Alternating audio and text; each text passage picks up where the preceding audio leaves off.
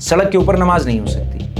हम कह रहे हैं साहब ठीक है, सड़क सरकार की है, सरकार कहेगी हो सकती है तो होगी, नहीं हो सकती नहीं होगी। 3 मिनट से ऊपर की तो नहीं होती हुई साहब नमाज, 2.5 या 3 मिनट, कोई बात नहीं, सब जगह आपने नमाजें बंद करा दी। मैं कह रहा हूँ अच्छा है, हम लोग और लॉ अबाइडिंग बन जाएंगे, बहुत अच्छी बात है। वहीं एक और पिलग्रिमेज चलती है उत्तर प्रदेश के अंदर, तो उसके लिए आप हफ्तों हफ्तों ट्रैफिक का कम्यूट बंद कर देते हैं, आप रूट डाइवर्ट कर देते हैं उस चीज के लिए। संविधान तो समानता की बात कर रहा है ना, संविधान तो ये कह रहा है मेरा नाम शायान हो या शाम हो, मेरे लिए सब चीजें बराबर होंगी। और मैं ये मानता हूँ कि ये सॉफ्ट डिक्टेटरशिप है, ये सॉफ्ट डिक्टेटरशिप। किसान आपको कह रहा है साहब आपने जो कानून मेरे खिलाफ बना दिए, उन कानूनों से मुझे नुकसान होगा, आप कह रहे हो नहीं, जो मैं सोच रहा हूँ वही सही है। बच्चे जो भी प्रोटेस्ट है उसका एंटी करना है। हाँ, एंटी करना। गया वहाँ पर मैं अजीत दीप्ति के साथ बैठा, उनसे मेरी 15-20 मिनट बात हुई और इतना बड़ा उन्होंने एक आंदोलन खड़ा करा। मैं मानता हूं कि ये आंदोलन किसान आंदोलन से भी बड़ा था। अलग मैंने अपने होश में जितने आंदोलन मैं भी मानता हूं, देखे, मैं 40+ हूँ, मैं भी मानता हूं कि मैं 25 साल से पत्रकारिता कर रहा हूँ, मैं यंगेस्ट जर्नलिस्ट इंडिया में 15 साल का मैं भी मानता हूँ कि मैंने ऐसा आंदोलन नहीं देखा। नमस्कार, मेरा नाम आस मोहम्मद कैफ है। आप लोग इनकलाब हिंदी का पॉडकास्ट देख रहे हैं और अक्सर हम अपने पॉडकास्ट में विभिन्न क्षेत्रों की खास विभूतियों से बातचीत करते हैं, उनके बारे में जानने की कोशिश करते हैं, उनके नज़रिए पर बात करते हैं। आज हम जिनसे बात करने जा रहे हैं, उनसे बातचीत करने से पहले उनके बारे में एक ख़ास बात आपको बतानी होगी। उत्तर प्रदेश की सियासत में जो सबसे बड़े नेता पिछले 50 साल की राजनीति में हुए हैं, उनमें से एक हैं काजी रशीद मसूद साहब। 5 बार वो सांसद रहे, 5 बार वो लोकसभा का चुनाव हारे, 3 बार वो राज्यसभा सांसद रहे, कुल 8 बार वो सांसद रहे, 1 बार वाइस प्रेसिडेंट ऑफ इंडिया का चुनाव भी वो लड़े। और उत्तर प्रदेश की राजनीति में बहुत बड़े बड़े नेता, जिनको आप बहुत जो सीएम भी बने, उनके भी वो सीनियर लीडर थे। इवन चौधरी चरण सिंह जी दिवंगत, जिन्हें भारत रत्न भी मिला और जो देश के प्रधानमंत्री भी रहे, उनके सबसे प्रिय, सबसे नज़दीकी अगर कोई थे तो काजी रशीद मसूद साहब थे। इवन उनकी पार्टी में किसका टिकट कहाँ से होना है, ये भी सबसे महत्वपूर्ण सलाह काजी रशीद मसूद साहब की रहती थी। स्वास्थ्य मंत्री रहे और सहारनपुर की सियासत में उनको नेता पैदा करने की फैक्ट्री कहा जाता है। सहारनपुर की सियासत में चाहे मास्टर कंवरपाल हों, चाहे जगदीश राणा हों, कितने भी नेता जिनका आप नाम लीजिए, सहारनपुर में एक ऐसा कॉलेज उन्होंने खड़ा किया था जिससे विधायक निकलते रहे लंबे समय तक। काजी रशीद मसूद साहब की शख्सियत को मैं इस तरह बयां करना चाहूँगा कि 2007 से 8 के बीच में कैराना के सांसद मुनव्वर हसन के साथ उनके बेटे शाहजहां मसूद और उनके भतीजे इमरान मसूद का कोई विवाद हो गया और वो विवाद बढ़ते बढ़ते इतना हुआ कि कैराना की कोतवाली में एक हिंसा भी हो गई। इसके बाद जब मुनव्वर हसन का इंतकाल हुआ, सांसद मुनव्वर हसन का इंतकाल हुआ, तो राव वारिस उस क्षेत्र के विधायक, फिरोज़ आफ्ताब वहाँ के एक नेता, मेरे साथ नमाज में सफ़ में जब खड़े थे तो हमने मेरी जस्ट बराबर में जो शख्सियत खड़ी थी वो थे काजी रशीद मसूद। ना किसी से बैर किया जीवन भर और सियासी तौर पर हमेशा उन्होंने किसी से कोई राजनीतिक रंजिश नहीं रखी।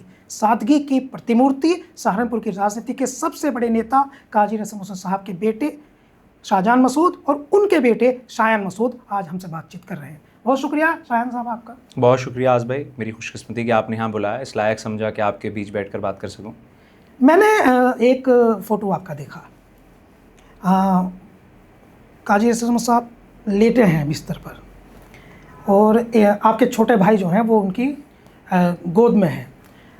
गोद में आप भी हैं, लेकिन आपकी जो तस्वीर है वो काफ़ी मार्मिक है, इमोशनल है। आप उनके जो पैर हैं, आप पैरों की तरफ उनको पकड़ करके लेटे हैं, पैर पकड़ कर लेटे हैं। और फिर मैंने देखा कि आपने उस पर लिखा दामा जी। मैंने लोगों को आज तक देखा है अपने दादा को दादा कहते हुए, बाबा कहते हुए, अब्बा कहते हुए, बड़े पापा कहते हुए, पिताजी बड़े पिताजी कहते हुए। पहली बार मैंने ये किसी को देखा कि उनका पोता अपने दादा को दामा लिख रहा है। जी। दामा क्यों? साहब शायद बचपन में मैं दादा नहीं बोल पाता था, तो वो दादा जो है वो दामा में कन्वर्ट हो गया और दादा को मैं दामा और दादी को दामी, तो बचपन से यही कहता आ रहा हूँ। और वो जो तस्वीर की आप बात कर रहे हैं मुझे बहुत अच्छे से याद है। मैं उनके पैरों में लेटा हूँ, मेरा सर उनके पैरों के ऊपर है जी, और मैंने हाथ उनके घुटनों के ऊपर ऐसे रख रखे हैं। और अक्सर जब घर में आता था, जब वो होते थे, तो मैं पैर दबाता था उनके और लेट जाता था उनके पैरों के पास या बैठ जाता था उनके पास। और उनके साथ प्यार, उनकी मोहब्बत, मतलब मुझे लगता है कि मेरी बहुत खुशकिस्मती है ये कि घर में सबसे ज़्यादा वक्त अगर उनका किसी को मिला तो मुझे मिला। बहुत वक्त मैंने उनके साथ बिताया, बचपन में भी, जब तक मैं जवान हुआ, बड़ा हुआ, तब भी बहुत चीज़ें मुझे उनसे सीखने को मिली। और जितना प्यार वो मुझे करते थे या जितना प्यार मुझे उनसे था, शायद दुनिया के कोई लफ्ज़ जस्टिस नहीं कर पाएंगे उस चीज़ के लिए।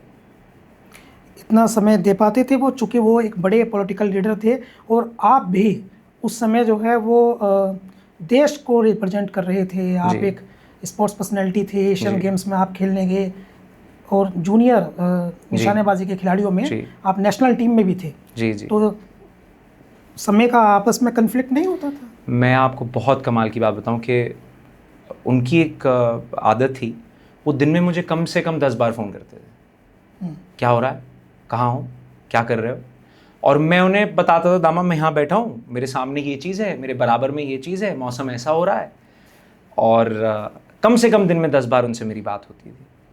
और अगर मान लीजिए मैं यहाँ हूँ, फार्म पे जा रहे हैं, मैं फार्म पे ट्रेनिंग कर रहा हूँ, तो 1-2 दिन के लिए फार्म पे आ गए, या उन्हें कहीं जाना, मैंने उनके साथ ट्रैवल बहुत करा। जैसे जब वो पार्लियामेंट की कमिटीज़ के लिए ट्रैवल करा करते थे, तो बहुत ट्रैवल करा मैंने उनके साथ। मैं कोची गया उनके साथ, मैं चेन्नई गया उनके साथ, मैं हैदराबाद गया उनके साथ। और जब मैं और छोटा था तो मुझे इंग्लिश वही पढ़ाया करते थे, मतलब मेरी आज जैसी भी जो भी मेरी इंग्लिश है, जो भी मेरी इंग्लिश की वोकैबुलरी है या मेरी प्रोनाउंसिएशंस हैं, वो तमाम उन्हीं से आती हैं। तो बहुत छोटी छोटी चीज़ों में उन्होंने मेरे साथ टाइम को इन्वेस्ट करा, और वो मेक श्योर करते थे कि छोटी से छोटी चीज़ों में, जैसे आम के मौसम में मुझे अपने साथ बैठा लिया आम खिलाने के लिए, या कभी मैं फार्म पे हुआ, वो भी फार्म पे हुआ, तो बाग में ले गए मुझे कि देखो ये पत्ता जो है इस पेड़ का, इससे पता चलता है कौन सी नस्ल है या आम की। बहुत छोटी छोटी चीज़ें, जैसे मैं बहुत छोटा था जब मैंने गाड़ी चलानी सीख ली, तो मुझे इनकरेज करा करते थे, मुझे बैठा के अपने साथ गाड़ी चलवाया करते थे। तो बहुत मुझे एक्चुअली कभी महसूस नहीं हुआ घर के अंदर, जब तक बड़े नहीं हो गए, जब तक ये पता नहीं चला कि रशीद मसूद क्या चीज़ हैं, तो कभी महसूस नहीं हुआ कि वो इतने बड़े आदमी थे।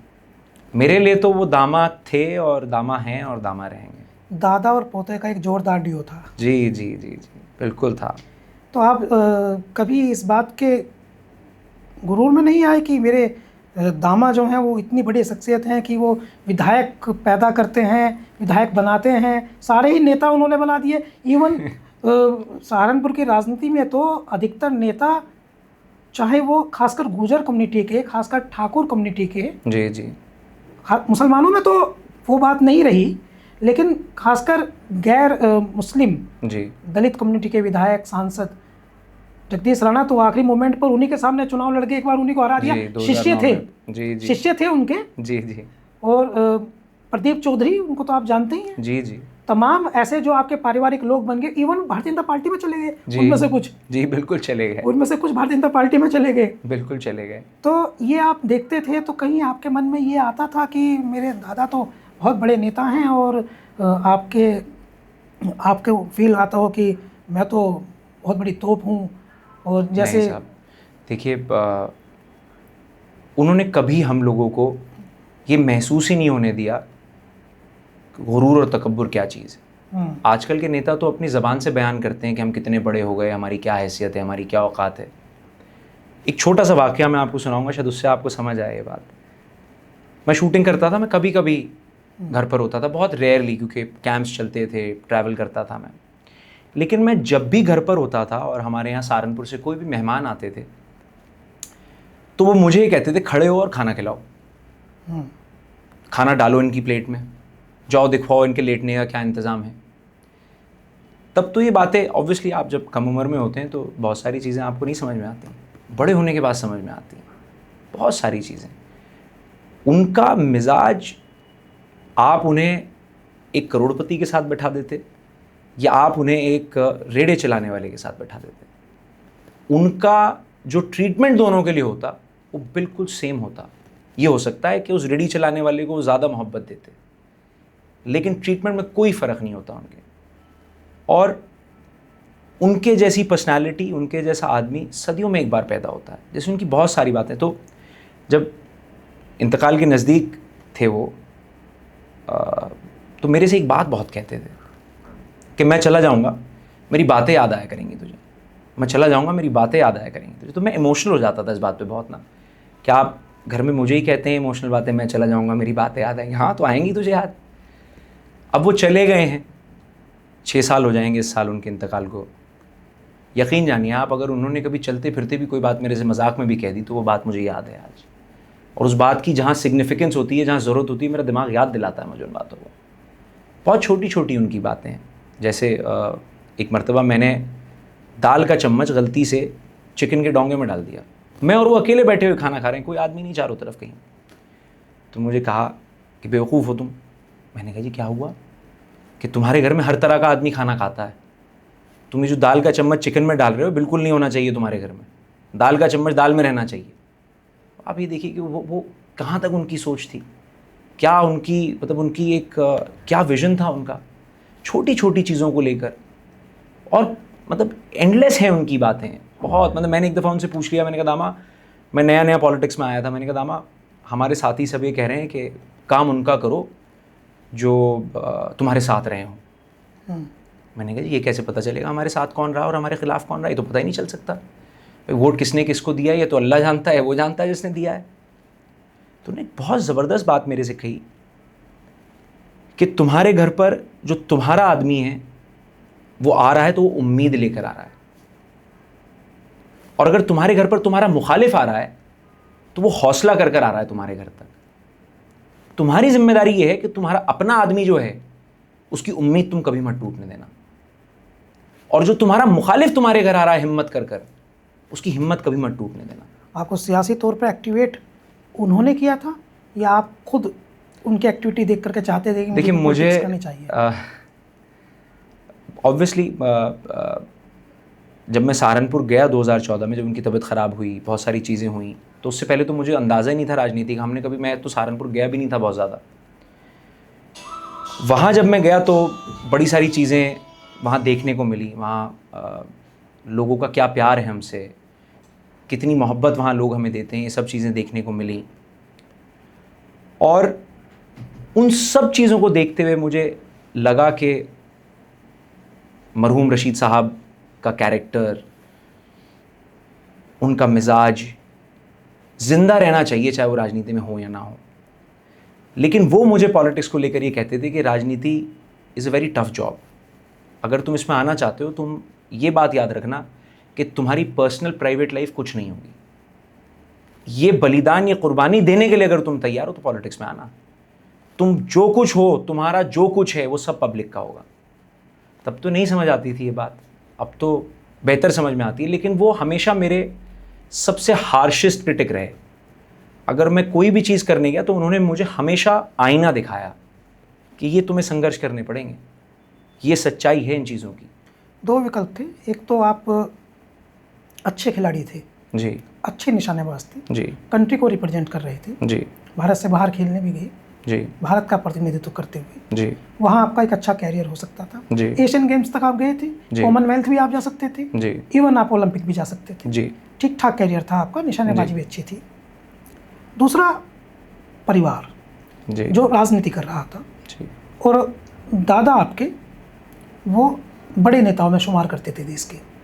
उनके लिए आसान था किसी भी नेता से ये कहना कि मेरा बेटा या मेरा पोता, इसको आप यहाँ से चुनाव लड़वा दीजिए। और इतने बड़े नेता जो उनसे भी बड़े नेता थे, चूँकि उनके उन पर पुराने एहसान थे, तो उनको नो कहना उनकी डिक्शनरी में नहीं लिखा था। ऐसा हुआ भी, एक घटनाक्रम में ऐसा हुआ भी, हम उसकी चर्चा बाद में करेंगे 2014 के लोकसभा चुनाव में जी। लेकिन फिर भी एक जगह ग्लैमर था, एक जगह पावर थी जी। निश्चित तौर पे एक खिलाड़ी जो होता है उसको बहुत अधिक मान सम्मान मिल जाता है और ग्लैमर होता है, एक जगह पावर थी। तो आपने सियासी पावर को चुना, ग्लैमर पर तरजीह दी, क्यों? देखिए, जब राजनीति में मैं आ रहा था तो ऑब्वियसली ये माइंडसेट नहीं था कि मैं पावर की तरफ जा रहा हूँ। माइंडसेट ये था कि अपने लोगों के लिए कुछ करना है। जो लोग अपनी आवाज़ नहीं उठा सकते उनकी आवाज़ को बुलंद करना है। एक बहुत बड़ा तबका हमारे यहाँ ऐसा है जो पढ़ा लिखा नहीं है, जिनको नहीं पता कि उनकी छोटी से छोटी मिनिस्क्यूल प्रॉब्लम्स जो हैं वो किस तरह सॉल्व होंगी। बहुत छोटे छोटे कामों में वो बेचारे उलझ जाते हैं, उनको नहीं पता कहाँ अपनी आवाज़ उठानी है। मिसाल के तौर पर अगर वो किसी अधिकारी के पास जा रहे हैं तो उन्हें ये भी नहीं पता कि अपनी बात समझानी कैसे या अपनी बात को रखना कैसे।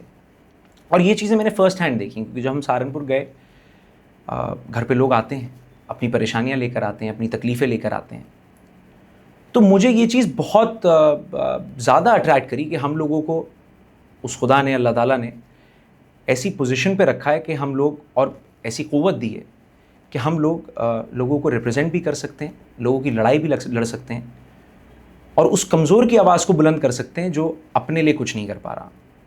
और आप देखिएगा कि मुझे 10-12 साल हो गए पॉलिटिक्स में, चुनाव में कभी नहीं लड़ा, लेकिन मैंने अपनी प्राथमिकता ये रखी कि अगर कोई तकलीफ़ में है, कोई परेशानी में है, कोई गम में है, तो मैं उसके साथ जाकर खड़ा हो जाऊँ।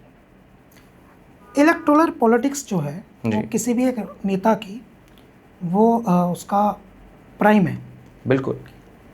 आपके दादा ने 10 चुनाव लड़ी, बिल्कुल, 5 लोकसभा जीत गए, 5 हार गए, 3 बार राज्यसभा में रहे। जी। आपको भी लगता है कि एक नेता को असली नेता चुनाव बनाता है और चुनाव जरूर लड़ना चाहिए? बिल्कुल लड़ना चाहिए साहब। देखिए, अगर आप राजनीति कर रहे हैं और आपको अपने लोगों के लिए बेहतर से बेहतर कुछ करना है, तो यकीनन आपको अपनी आवाज़ को विधानसभा या लोकसभा तक पहुंचाना पड़ेगा। ज़मीनी स्तर की लड़ाई एक अलग चीज़ है, थाने कचहरी की लड़ाई एक अलग चीज़ है, लेकिन मासेस को रिप्रेजेंट कर कर उनके फ्यूचर को बेटर बनाना, उसका माध्यम सिर्फ और सिर्फ विधानसभा और लोकसभा है। अनफॉर्चुनेटली बहुत सारे लोगों को ये लगता है कि एक विधायक का, एक सांसद का काम सड़कें बनाना या नालियाँ बनाना, अपनी निधि का यूज़ करना है। वो नहीं है, ये लेजिस्लेचर के काम है। एक सांसद और एक विधायक का काम बिल्कुल अलहदा है। उसका काम ये है कि देश के अंदर जो सिस्टम चल रहा है, जो कॉन्स्टिट्यूशन चल रहा है, एक तो उस कॉन्स्टिट्यूशन की प्रोटेक्शन हो, गरीब और मजलूम को जो हक, जो अधिकार वो कॉन्स्टिट्यूशन दे रहा है वो डिलीवर हो, और सबसे इम्पॉर्टेंटली अगर देश के अंदर किसी चीज़ के अंदर चेंज आना है, किसी कानून के अंदर चेंज आना है, किसी सिस्टम के अंदर चेंज आना है, तो वो विदाउट रीचिंग विधानसभा और लोकसभा नहीं हो सकता साहब। तो चुनाव लड़ना ज़रूरी है अगर आप पॉलिटिक्स में हैं। आपकी भी महत्वाकांक्षाएं होंगी चुनाव लड़ने की? देखिए साहब, मैं एक बात कहता हूँ, मैंने निरंतर इस बात को कहा कि हमारे घर में हमेशा से ये रहा कि साथी तय करेंगे कि हम चुनाव लड़ेंगे या नहीं लड़ेंगे। अगर साथियों को ये लगता होगा मैं इस लायक हूँ कि मुझे चुनाव लड़ना चाहिए, तो साथी तय करेंगे, मैं चुनाव ज़रूर लड़ूंगा। और अगर साथियों को नहीं लगता होगा तो फिर वो एक अलहदा चीज़ है, फिर और मेहनत करेंगे, संघर्ष करेंगे, इस लायक बनेंगे। आपके परिवार में तो चुनाव लड़े बिना कोई रह ही नहीं सकता। मैं एक घटनाक्रम आपको बता रहा हूँ। 2007 का, फिर 2012 का बताऊंगा, दोनों को मैच करूंगा। मैंने 2007 का जी, समाजवादी पार्टी ने कहा कि जगदीश राणा को, जो आपके दादाजी जो हैं उन्हीं के शिष्य राजनीतिक जी, उनको मुजफ्फराबाद लड़ाया जाएगा। मुलायम सिंह यादव जी मुख्यमंत्री थे, कह उनको मुजफ्फराबाद लड़ाया जाएगा। लेकिन काजी रसूल मसूद साहब के भतीजे और तेवरों से बागी इमरान मसूद साहब जो हैं वो अड़ गए चाचा के साथ खाने की टेबल पर कि चुनाव तो मैं ही लड़ूंगा। सिचुएशंस जो हैं वो लगातार ख़राब होती रही। अंततोगत्वा ये हुआ कि इमरान मसूद साहब निर्दलीय लड़े और जगदीश राणा जो है वो समाजवादी पार्टी से लड़े, मंत्री थे उस समय सरकार में जी। इमरान मसूद साहब जो है चुनाव जीत गए जी, जगदीश राणा जो है चुनाव हार गए जी। फिर 2012 में उस समय ये विवाद हुआ कि बेहट विधानसभा सीट पर अब्दुल्ला बुखारी जो हैं जी, उनके दामाद उमर अली खान नहीं लड़ेंगे।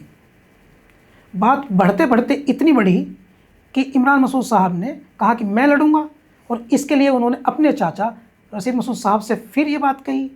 फिर इतनी बढ़ गई बात कि उनको समाजवादी पार्टी छोड़नी पड़ी, कांग्रेस ज्वाइन करनी पड़ी जी, कांग्रेस ज्वाइन करनी पड़ी, पार्टी छोड़नी पड़ी, जिसका आने वाले दिनों में नेगेटिव असर दिखा, खासकर काजी रशीद मसूद साहब की सियासत पर। फिर 2014 में जाएंगे, लेकिन वो आगे जाएंगे, तो एक नेक्स्ट फेज आ गया, नेक्स्ट फेज है वो। तो इसका ये मतलब है कि चुनाव लड़ने की लड़ाई तो चलती ही रही, तो चुनाव बिना लड़े काम कैसे चलेगा? देखिए वो दौर और था, ये दौर और है। और 2007 के चुनाव में भी मैं तो बहुत छोटा था, लेकिन जो मैंने सुना है, हमारे यहाँ खुजनावर एक गांव पड़ता है, ठीक है, वहाँ मीटिंग बुलाई गई। मीटिंग बुलाकर सब साथियों से मशवरा करा गया। जब मशवरा हुआ तो साथियों ने कहा कि चुनाव लड़ना है। तब रशीद साहब ने कहा कि हाँ भाई, अगर साथी कह रहे हैं तो चुनाव लड़ा जाएगा।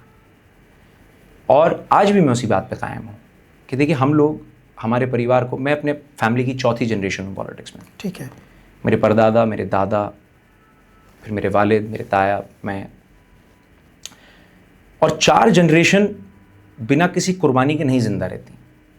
आप बहुत कम ऐसे राजनीतिक परिवार दिखा पाएंगे जो चौथी जनरेशन तक ज़िंदा हैं। पॉलिटिक्स में जब आप मेहनत करते हैं, संघर्ष करते हैं, तभी लोग आपके साथ खड़े रहते हैं। ऐसा तो है नहीं कि एक डॉक्टर की दुकान हमने चला रखी है, मेरे बाद मेरा बेटा बैठ जाएगा, मेरे से पहले मेरे वालिद बैठे थे। यहाँ अगर आप सक्सेसफुल होना चाहते हैं तो जनता का साथ, आपको मैंडेट आपके साथ चाहिए। Without mandate nothing happens and nothing is possible without mandate. तो बात यहीं आ जाती है घूम फिर कर के हम लोग लोगों के लिए काम कर रहे हैं, मेहनत कर रहे हैं, संघर्ष कर रहे हैं, लड़ रहे हैं। और जब लड़ रहे हैं तो उस लड़ाई का जो लेवल अप है वो चुनाव लड़कर होता है। हमने कुछ लोगों से बातचीत की, उन्होंने हमसे कहा कि इमरान मसूद साहब जो हैं, चूँकि वो परिवार में राजनीतिक तौर पर सबसे सक्रिय नेता हैं, वो विभिन्न सांसद हैं सहारनपुर के, आपके ताया भी हैं, ससुर भी हैं। उन्होंने विभिन्न टीवी चैनलों पर बार बार ये कहा कि मेरे परिवार का कोई व्यक्ति चुनाव नहीं लड़ेगा। एक टीवी चैनल पर उन्होंने ये कहा कि ऊपर छत पे मेरा भाई रहता है, वो भी नहीं लड़ेगा। उसको मैंने मना कर दिया है कि वो भी नहीं लड़ेगा। उन्होंने कहा कि इशारतन, सीधे तौर पे तो नहीं कह पाए कि दामाद नहीं लड़ेगा, डायरेक्ट नहीं मना किया, लेकिन ये कहा कि मेरे परिवार से कोई नहीं लड़ेगा। उसके बाद कुछ लोगों ने ये कहा कि शाहजाहान मसूद जो हैं, शाहजाहान मसूद में एक फ़र्क है। शाहजाहान मसूद जो हैं वो, शाहजाहान मसूद के पिता, वो थोड़ा शरीफ भले व्यक्ति हैं और वो बहुत ज़्यादा पॉलिटिकल नहीं है। लेकिन शाहजाहान मसूद की ट्रेनिंग उनके दादा ने की है, वो पॉलिटिकल व्यक्ति हैं। उनका बिना राजनीति में चुनाव लड़े जीवन नहीं चलेगा, उनको तो लड़ना होगा। तो चूंकि उनके पास विकल्प नहीं था, इमरान मसूद साहब ने स्पष्ट कर दिया था कि वो नहीं लड़ेंगे। और वो ससुर भी हैं और वो ताया भी हैं और वो अब तक राजनीतिक लेगेसी को कंटिन्यू भी कर रहे हैं रशीद मसूद साहब की। तो फिर शाहजाहान मसूद जो हैं वो कैसे लड़ेंगे? तो उन्हें विकल्प मिला कि चुनाव तो लड़ना है, तो फिर इंडिपेंडेंटली अपना दूसरा रास्ता चुनना पड़ेगा। और इसलिए वो उनका साथ छोड़ करके समाजवादी पार्टी में शामिल हो गए। देखिए, दूर से ये नैरेटिव बड़ा अच्छा लगता है, लेकिन सच्चाई ये है कि मेरे और इमरान मसूद साहब के इख्तलाफात की शुरुआत आइडियोलॉजिकल डिफरेंसेस पर होती है। और मैं इस बात को कहने में मुझे कोई गुरेज नहीं है कि मैं 100% रशीद मसूद साहब की आइडियोलॉजी का प्रोडक्ट हूँ। मेरी 10-12 साल के पॉलिटिकल करियर में आप कहीं मेरा कोई ऐसा बयान, कहीं मेरी ऐसी कोई बात नहीं दिखा सकते जहाँ मैंने इस देश की गंगा जमुना तहजीब के ख़िलाफ़ कोई बात कही हो, या मैंने कहीं भी नेगेटिव पॉलिटिक्स करने की कोशिश करी हो, या मैंने कहीं भी सेल्फिश पॉलिटिक्स की कोशिश करी हो।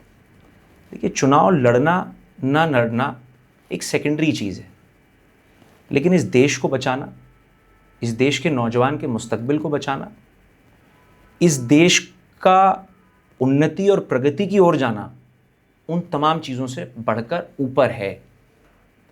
पिछले कुछ दिनों से देखिए, हमने इमरान मसूद साहब का साथ दिया, चुनाव लड़ाया उन्हें लोकसभा का, वो चुनाव जीते, और जीतने के बाद उन्होंने जो उनकी पॉलिटिकल अप्रोच थी वो बिल्कुल चेंज कर दी।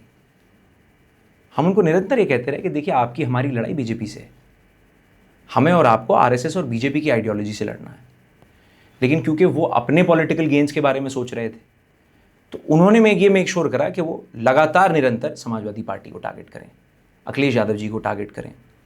हो सकता है उनके कुछ और भी इख्तलाफात हों 2022 को लेकर, लेकिन जब बात लोगों की आती है, जब बात आम लोगों के मुस्तकबिल की आती है, तो मुझे लगता है कि राजनीतिक व्यक्ति को अपना दिल बड़ा करना चाहिए, उसे बिगर पिक्चर को देखना चाहिए बामुकाबले अपने मुस्तकबिल को देखने की। यही इख्तलाफात हैं इमरान मसूद साहब से।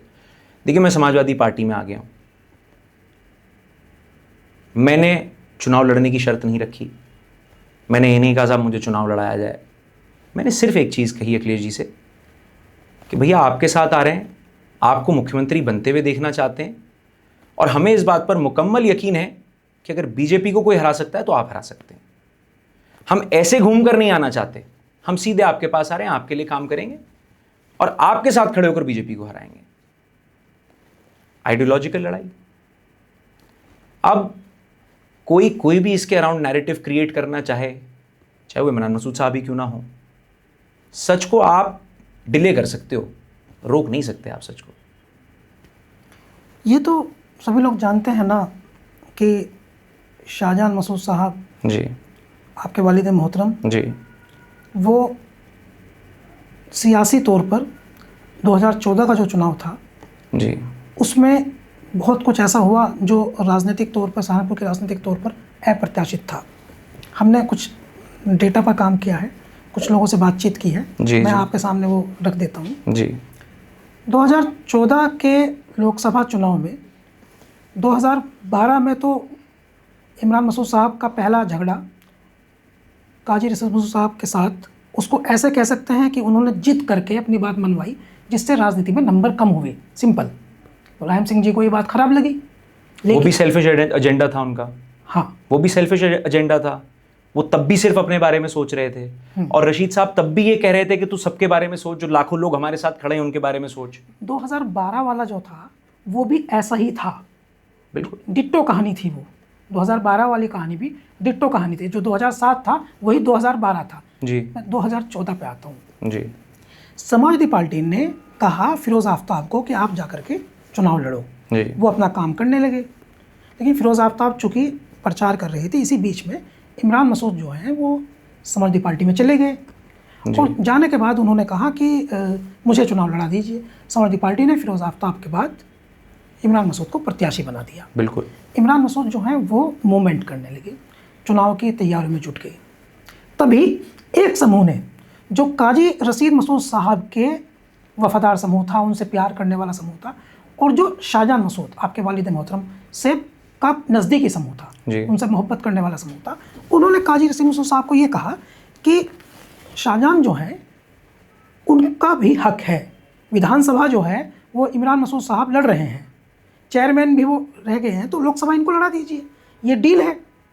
आप अगर, ये भी तो आपका बच्चा है शाहजहां, आप उनको मान लीजिए वो आपके भतीजे हैं और आपके राजनीतिक शिष्य हैं, लेकिन शाहजहां भी तो आपके बेटे हैं जी। तो आप इनको लोकसभा जो है वो लड़ा दीजिए, और आपको एक बार कहना है, आपकी बात सुनी जाएगी। तो काजी रशीद मसूद साहब मुलायम सिंह जी से मिले और उन्होंने ये निवेदन किया कि आप मेरे बेटे को लड़ा दो। तो काजी रशीद मसूद साहब बड़े नेता थे, मुलायम सिंह जी उनकी बात मानते थे, उनका टिकट हुआ। अब हम स्टोरी पर आते हैं, अब है स्टोरी। तो एक पुरानी वीडियो जो कही गई थी, एक योजनाबद्ध तरीके से इसलिए रिलीज की गई ताकि चुनाव में ध्रुवीकरण हो, और ध्रुवीकरण होकर के मुस्लिम वोट जो है वो एक तरफा चला जाए। तो मुस्लिम वोट जो था वो बोटी बोटी बयान के बाद मुस्लिम वोट एक तरफा चला गया, चुनाव सांप्रदायिक हो गया, और समाजवादी पार्टी के पास मात्र वो वोट बचा जो या तो शाहजहां मसूद साहब का बेहद वफादार था या वो हिंदू वोट था जी। सिंपल। हाँ, उनको 50-55 हज़ार वोट मिली, और उनका राजनीतिक कैरियर एक तरह से शाहजहां मसूद साहब जैसा शरीफ आदमी जी वो कॉन्फिडेंस लूज कर गया। और एक तरह से, मैं जर्नलिस्ट हूँ इसलिए मुझे ये कहने में कोई हर्ज नहीं, उनका पॉलिटिकल कैरियर डैमेज हुआ। सहारनपुर में ये मैसेज गया कि मुसलमानों का नेता इमरान मसूद है, जबकि शाहजहां मसूद ज़्यादा अच्छे वक्ता भी हैं, ज़्यादा अपनी बात को प्रेजेंट भी करते हैं, और ज़्यादा खुले दिल के भी हैं, जैसा आपने कहा बड़ा दिल जी। तो शाहजहां, तो उसके बाद आप राजनीति में आए, आपको स्टेट में राज्यमंत्री का दर्जा दिया गया जी। आपके मन में थी ये बात कि मेरे पिता, मेरे दादा की विरासत, उत्तराधिकारी मुझे होना चाहिए, ये टीस थी कि आपके पिता के साथ ऐसा हुआ? नहीं साहब, नहीं थी। देखिए, ये पार्ट एंड पार्सल है पॉलिटिक्स का। दुनिया का सबसे ख़तरनाक गेम यही है। और यहाँ जैसे लव एंड वॉर में सब जायज़ है, वैसे पॉलिटिक्स में भी सब जायज़ है। मेरे वालिद के साथ जो हुआ वो पार्ट एंड पार्सल था पॉलिटिक्स का। मुलायम सिंह जी भी ये बात जानते थे कि इमरान मसूद को चुनाव लड़ाने से बेहतर है काजी रशीद मसूद के बेटे को लड़ाया जाए। बिल्कुल। आप देखिए, मुलायम सिंह थे, और मैं बहुत अपने आप को खुशकिस्मत समझता हूँ कि दामा के साथ मुझे बहुत ऐसे मौके मिले जहाँ उनसे मुलाकात हुई, उनसे बात हुई, उनको समझने का मौका मिला। इसमें कोई दो राय नहीं है कि मुलायम सिंह जी थे। इस देश के अंदर ऐसा नेता दोबारा पैदा होना नामुमकिन है। तो ठीक है, जो भी परिस्थितियां हुई, पापा चुनाव लड़े, और जो परिणाम चुनाव के हुए, क्योंकि इलेक्शन नैरेटिव पे चलता है, वो आप भी जानते हैं, मैं भी जानता हूं कि क्या प्रोपेगेंडा उस इलेक्शन में करा गया और क्या नतीजे उस प्रोपेगेंडा के आए, कितना लंबा एक झूठ को छुपाने के लिए कितना लंबा संघर्ष करना पड़ा। लेकिन ये पार्ट एंड पार्सल है पॉलिटिक्स का। हमें कभी ऐसा नहीं लगा कि हमें किसी के ख़िलाफ़ ग्रज है या हमें ये विरासत हमारी होनी चाहिए। देखिए, जनता तय करती है, मैं नहीं तय कर सकता इस चीज़ को, ना मेरे वालिद तय कर सकते। इससे पहले 2009 में जब सहानुभूति की लहर थी जी, मनवर हसन जो है वो एक्सीडेंट में उनकी मौत हो चुकी थी, जी, उनकी पत्नी बसपा के टिकट पर लोकसभा चुनाव लड़ रही थी जी, तब ऐसी परिस्थिति में उनको कैराना चुनाव लड़ने भेजना, जी, आपके पिता को जी, कैराना चुनाव लड़ने भेजना, क्या वो भी किसी राजनीतिक साजिश का हिस्सा था? साहब, मैं तो बहुत छोटा था उस टाइम पे। मुझे नहीं याद कि क्या उस वक्त घर में डिस्कशन होगा, क्या रहा होगा। लेकिन मुझे ये ज़रूर याद है कि हम लोग वहाँ लोकसभा का चुनाव लड़ना पहले ही तय कर चुके थे कैराना में। मुनव्वर हसन जी का जो इंतकाल हुआ वो उसके बहुत बाद में हुआ। वे जो घटनाएं हो रही थी वे भी चुनाव लड़ने के से ही पैदा हो रही घटनाएं थी। मुझे आइडिया नहीं साहब। मैं आपको बताऊं, 2009 में 9th क्लास में था, मैं शूटिंग कर रहा था। इतनी जो इनसाइड डिटेल है, जो इंट्रिकेट डिटेल्स हैं 2009 की, उनका बहुत कम अंदाज़ा है मुझे। चर्चा तो आप दामा के साथ रहते थे हर वक्त सुबह शाम, तो ये बड़ी ये बाय द टाइम आपके पिता का राजनीतिक कैरियर योजनाबद्ध तरीके से समाप्त हो रहा था या किया जा रहा था, ये तो राजनीतिक तौर पर ज़्यादा गंभीर बात थी। अब इसके लिए तो साहब हमें सीबीआई की जांच करानी पड़ेगी, उससे पहले पता नहीं चल पाएगा इस बात का। हम और आप अंदाजे, नेताओं की अपनी सीबीआई होती है। हाँ, हमें अपनी सीबीआई से करानी पड़ेगी, लेकिन करानी पड़ेगी। मुझे बिल्कुल अंदाज़ा नहीं। मतलब मैं आपको बताऊँ, उसके 2 रीज़न्स हैं। पहला, उस टाइम पे तो इतनी अकल ही नहीं थी कि क्या बात कहाँ किस तरह हो रही है। जो राजनीतिक रुचि मैंने लेना शुरू करा वो 2013-14 के बाद ही शुरू करा। हाँ। लेकिन मैं फिर आपके इस सवाल का जवाब एक ही है कि ये पार्ट एंड पार्सल है पॉलिटिक्स का। देखिए, बहुत जगह ऐसे होता है कि किसी की मौत हो जाए, उसकी बीवी चुनाव लड़ रही हो, उसका बेटा चुनाव लड़ रहा हो, लोग फिर भी उसके सामने लड़ते हैं, हार जाते हैं, बीवी बेटे हार जाते हैं। राजेंद्र राणा जी की डेथ हुई 2016 में। हमारे यहाँ देवबंद से विधायक थे, राज्यमंत्री थे। बाई इलेक्शन हुआ था संजय गर्ग का, उसके बाद ना, बाई इलेक्शन संजय गर्ग जी का तो 2014 में ही हो गया था। संजय गर्ग साहब के बाई इलेक्शन के बाद मेरे ख्याल से 2016 की बात है। हाँ, 15 या 16, मतलब 15 एंड 16 बिगिनिंग की बात है। राजेंद्र राणा जी की वाइफ चुनाव लड़ रही थी और राजेंद्र राणा जी मंत्री भी थे, विधायक भी थे। सरकार को चलते हुए 2-3 साल ही हुए थे, 4 साल हुए थे। सहानुभूति होनी चाहिए थी उनके साथ, लेकिन हार गई। नहीं, जो जीत गए चुनाव वो भी तो, उनका सपोर्ट भी तो आप ही के परिवार से आ रहा था। अब साहब कहीं से भी आ रहा हो, लेकिन जिताया तो पब्लिक ने। सेंटिमेंट पब्लिक डिसाइड करती है क्या है क्या नहीं है। तो पॉलिटिक्स में फॉर्चुनेटली अनफॉर्चुनेटली डिसाइड पब्लिक को ही करना है कि क्या होगा क्या नहीं होगा। शायन साहब, जब आपको राज्य मंत्री का स्टेटस मिला, चूँकि कद बड़ा आपके राजनीतिक परिवार का है, तो आपके साथ जो है वो थोड़ा अच्छा सिक्योरिटी भी रहती थी, पुलिस काफ़ी रहती थी, और आप लगातार डीएम और एसएसपी से विधायक थे सहारनपुर की राजनीति में, और भी बहुत सारे जी सांसद भी थे जी। मगर ऐसा लगता था कि, और अभी भी लगता है ऐसा, ये जेन्युइन बात है कि सहारनपुर की राजनीति में कितने विधायक हो जाएं, कोई भी सांसद हो जाए, लेकिन मसूद परिवार का जलवा जो है वो कायम रहता है जी, खासकर अफसरों में। और बहुत सारे लोगों के मन में ये सवाल है, मुझसे कहते हैं लोग कि कभी कोई बातचीत हो तो पूछना, तो आज मैं ये पूछना भी चाहता हूँ आपसे कि ये कौन सी गोली आप अफसरों को पिलाते हैं कि आप सरकार में होते हैं तो भी, सरकार में नहीं होते हैं तो भी अधिकारी आपकी बात ही सुन लेते हैं? नहीं साहब, कोई गोली नहीं है। नहीं, होता क्या है ये? मैं आपको बताऊंगा। देखिए, हम लोग किसी चोर की, किसी स्मैकिए की, किसी बलात्कारी की, किसी कातिल की सिफारिश तो कर नहीं रहे। हम उन लोगों की सिफारिश कर रहे हैं जिनके खिलाफ साजिशें हो रही हैं। ज़मीन जायदाद का झगड़ा, भाई के ऊपर फर्जी बलात्कार का मुकदमा लगा दिया, बाप के ऊपर फर्जी बलात्कार का मुकदमा लगा दिया। अब वो बेचारे दर दर की ठोकरें खा रहे हैं।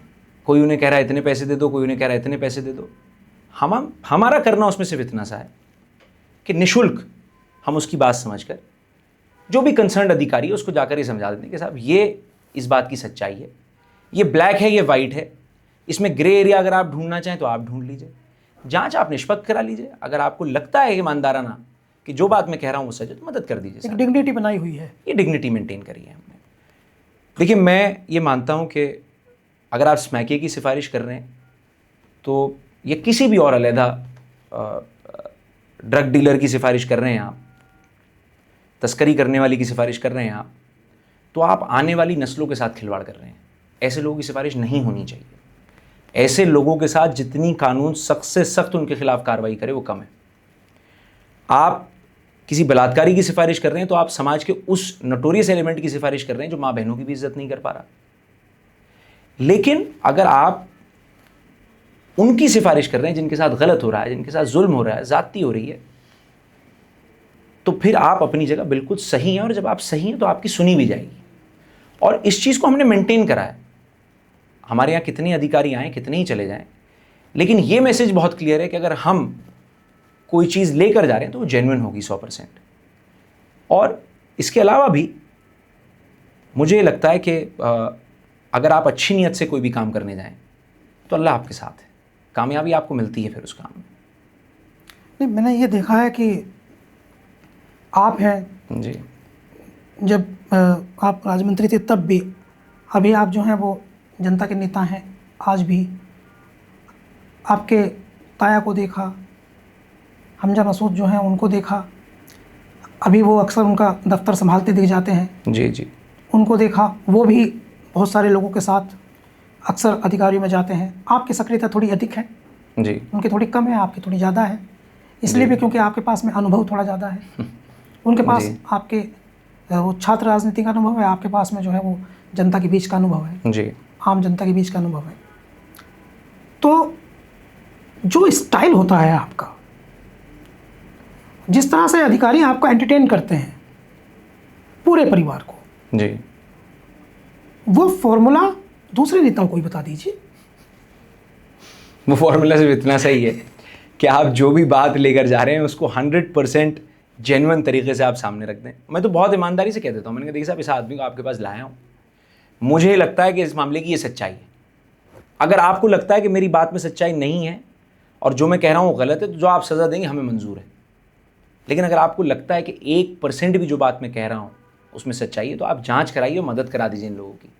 क्योंकि अगर इसमें सच्चाई है और आप इनकी मदद नहीं करेंगे तो कोई ना कोई और इनसे पैसे खा जाएगा, कि इस गरीब आदमी का नुकसान हो जाएगा। अच्छा, ये एक है कि मदद करना जी, चूँकि मुसलमानों की यही समस्याएं रहती हैं, संभवतः पिछड़ों की भी यही रहती हैं, दलितों की भी यही रहती हैं, एक क्रीमी लेयर को छोड़ करके सामान्य लोगों की यही समस्याएं रहती हैं। जी जी, और आपका तो सहारनपुर जिला जो है वो 3 जातियों का, खास तौर पर एक तो जाटव वहाँ, एक गुजर जी, और एक मुसलमान, हालांकि ठाकुर भी हैं लेकिन वो थोड़ा संपन्न है, उनकी समस्याएं इस तरह की कम है। गुजर, जाटव और मुसलमानों की कॉमन समस्याएं हैं, मगर समस्याएं दूसरी भी हैं, जैसे कॉलेजेस, यूनिवर्सिटीज़, मेडिकल फैसिलिटीज़, सड़क, बिजली, ये दूसरे इश्यूज़ भी हैं। मैंने देखा है अभी एक बहुत बड़ा इश्यूज़ है कि हमने देखा कि सहारनपुर की जो गलियां हैं वो बहुत तंग हैं। पिछले दिनों पूरा शहर खोद दिया गया था, पूरा शहर खोद दिया गया, आप कहीं से मूवमेंट नहीं कर सकते। वहाँ लकड़ी का जो उद्योग है वो अंतर्राष्ट्रीय स्तर पर उसकी काफ़ी वैल्यूज़ हैं, बहुत बड़ा अर्थतंत्र है, 400 करोड़ का बिजनेस संभवतः 1 साल का है। बिल्कुल बिल्कुल, आप सही कह रहे हैं। खाताखेड़ी की सड़क की बात कर रहे हैं आप। वहाँ लोग, सड़क भी खराब, लोग बीमार भी हो रहे हैं, फेफड़ों में गलत चीज़ें जा रही हैं। बिल्कुल। ऐसा भी है कि मजदूरों को बहुत कम पैसा मिल रहा है, जो पैसे वाले लोग हैं वो और अधिक पैसे वाले हो रहे हैं, और एजुकेशनल समस्याएं बहुत सारी हैं। हम एक नोटिफाई कर रहे हैं कि असुरक्षा की भावना मुस्लिम्स में बहुत ज़्यादा सहारनपुर फेस कर रहा है। कोई घटना होती है, जैसे हमने देखा कि जामा मस्जिद के बाहर कुछ लोग प्रोटेस्ट कर रहे थे, झूठे मुकदमे लगा दिए, 4 लोग कहीं इकट्ठा, आत्मविश्वास बिल्कुल गिर गया है। तो ये जिम्मेदारी, अच्छी सुविधाएं देना, ये जिम्मेदारी सुरक्षा देना, ये जिम्मेदारी आत्मविश्वास को प्रबल करना, ये जाहिर है रहनुमाओं की जिम्मेदारी है। बिल्कुल। जो क़यादत कर रहे हैं उनकी जिम्मेदारी है। तो क्या आपको ऐसा लगता है कि क़यादत कमज़ोर हुई है सहारनपुर में मुसलमान नेताओं की? देखिए, मैं 2-3 इंसिडेंट्स आपको बताऊंगा जिसमें मैं पर्सनली इन्वॉल्व रहा लोगों की मदद करने में। जैसे जामा मस्जिद वाला आप इंसिडेंट बता रहे हैं, CAA NRC वाला वो प्रोटेस्ट था जो चल रहा था, और पीसफुली प्रोटेस्ट चला। अभी लेटेस्ट भी था आई लव मोहम्मद वाला। आई लव मोहम्मद वाला भी चला, लेकिन उसमें इतनी कार्रवाई नहीं हुई आई लव मोहम्मद वाले में, उसमें कम कार्रवाई करी पुलिस ने। CAA NRC के टाइम पे प्रोटेस्ट चला, एंड वो घंटा घर नेहरू मार्केट घूमते हुए आए वो लोग, उन्होंने वो बड़ा घटना पीसफुली करा। तो पुलिस ने उसमें उनमें से कुछ लोगों की शिनाख्त कर ली। अब आप देख ही रहे हैं कि उत्तर प्रदेश में योगी जी के राज में पुलिस का जो स्टाइल है वो बेसिकली क्या है कि वो पुलिस प्रेशर टैक्टिक्स यूज़ करती है, कि इतना प्रेशर बना दें, इतनी कार्रवाई कर दें कि मिसाल बन जाए आदमी की। तो 17-18 साल का एक लड़का था, वो उसको उन्होंने आइडेंटिफाई कर लिया उस प्रोटेस्ट में। उसके माँ बाप किराए के मकान में रहते थे, उनके मकान के बाहर एक काला बड़ा सा, जैसे हर मकान के बाहर गेट होता है, ऐसा एक गेट लगा हुआ था। अगले दिन पुलिस गई बुलडोज़र से उस गेट को तोड़कर और नगर निगम में लाकर रख दिया गया। सबसे पहले तो हमने कप्तान साहब से कहा कि साहब, ये बच्चा है, इसकी उम्र 16 साल है इस बच्चे की, आप कहीं वीडियो में मुझे दिखा दें कि इसकी कोई फॉल्ट हो, ये कहीं लड़ रहा हो, कहीं झगड़ रहा हो, कहीं वैंडलिज्म कर रहा हो, तोड़फोड़ कर रहा हो, आप हमें दिखा दीजिए। कोई भी डॉक्यूमेंट्री एविडेंस नहीं था उसके खिलाफ। हमने कहा साहब, जब डॉक्यूमेंट्री एविडेंस नहीं है आपके पास तो आप इसको कैसे उठाकर जेल भेज रहे हैं? कम से कम मदद तो कराइए, इसकी बच्चे की मदद होनी चाहिए। चलो जेल आपने भेज दिया, हमने मान लिया, आपने उसके घर का दरवाज़ा तोड़वा दिया। उसके माँ बाप के पास, बेचारों के पास खाने को, रोटी पीने को पानी नहीं है। 42-43 हज़ार रुपये का वो दरवाज़ा होगा जो वो तोड़ कर ले गए। किराए के मकान में वो रह रहे थे, जिस मकान में वो रह रहे थे मकान के मालिक ने उनकी ऐसी तैसी कर ली। एक तरफ वो अपने बच्चे की ज़मानत कराते फिर रहे हैं, दूसरी तरफ उनकी बेचारों का मकान मालिक उन्हें कह रहा है कि तुम्हारी जो भी 1 महीने की किराया है, वो जो कमाई है वो तुम मुझे दे दो ताकि मैं अपना गेट लगवा लूँ। मैं बड़ा लड़ा, बहुत लड़ाई लड़ी मैंने, और उस लड़ाई का नतीजा ये हुआ कि उस बच्चे की ज़मानत भी हुई, और वो जो गेट नगर निगम में उठाकर ले गए थे वो गेट बड़ी मुश्किल से उठवाकर वापस उनके घर के बाहर लगवाया। और भी बहुत सारे इंसिडेंट्स हैं हमारे यहाँ। जब हम लोग लोकसभा का चुनाव जीते और वापस आ रहे थे, तो ऑब्वियसली आपके साथ लोग होते हैं जब आप वापस आते हैं। ठीक बताया आपने, लोग होते हैं जब आपके साथ वापस आते हैं, और सभी पे मुकदमा हो गया, सब पे मुकदमा लिख दिया। हमारे अलावा क्या कोई और होता तो उसके साथ लोग ना होते? हाँ ठीक है। क्या राघव लखनपाल जी जब बीजेपी के एक सांसद चुनाव जीते, उनके साथ भीड़ नहीं थी? हमने देखी भीड़ थी। क्या अलहदा कहीं और जिले के अंदर कोई सांसद जीता होगा तो लोग नहीं निकले होंगे उसके साथ? लेकिन सिर्फ इसलिए कि आप प्रेशर क्रिएट करना चाहते हैं, सिर्फ इसलिए कि आप समाज के एक तबके को ये महसूस करा देना चाहते हैं कि तुम्हारी कोई औकात हैसियत नहीं है। यही चीज कोई और तबका करता तो उनके लिए सब कुछ जायज है। यही चीज अगर ये लोग कर रहे हैं तो ये जुर्म कर रहे हैं। मतलब बड़ी अफसोस की बातें हैं। अनफॉर्चुनेटली इसका लेना देना एक ही चीज से है। ये सरकार भारतीय जनता पार्टी की, चाहे जो देश में चल रही हो चाहे प्रदेश में चल रही हो, ये सिर्फ और सिर्फ एक ही प्रोपेगेंडा पर चल रही है कि एक समाज को दूसरे से डराओ और मैसेज ये दो कि दूसरे का हमने इलाज कर दिया। आप एक तबके को तो ये कह रहे हैं कि इनसे डरने की जरूरत है, इनसे डरो ये तुम्हें खा जाएंगे, मार देंगे, ये कर देंगे, और फिर उन्हें उसी टाइप पर दिखा रहे हो कि देखो हम इन पे कितना जुल्म कर रहे हैं। मिसाल के तौर पर सड़क के ऊपर नमाज नहीं हो सकती, हम कह रहे हैं साहब ठीक है, सड़क सरकार की है, सरकार कहेगी हो सकती है तो होगी, नहीं हो सकती नहीं होगी। 3 मिनट से ऊपर की तो नहीं होती होगी साहब नमाज, 2.5 या 3 मिनट, कोई बात नहीं, सब जगह आपने नमाजें बंद करा दी। मैं कह रहा हूं अच्छा है, हम लोग और लॉ अबाइडिंग बन जाएंगे, बहुत अच्छी बात है। वहीं एक और पिलग्रिमेज चलती है उत्तर प्रदेश के अंदर, तो उसके लिए आप हफ्तों हफ्तों ट्रैफिक का कम्यूट बंद कर देते हैं, आप रूट डाइवर्ट कर देते हैं उस चीज के लिए। संविधान तो समानता की बात कर रहा है ना, संविधान तो ये कह रहा है मेरा नाम शायान हो या शाम हो, मेरे लिए सब चीजें बराबर होंगी, तो बराबर क्यों नहीं है?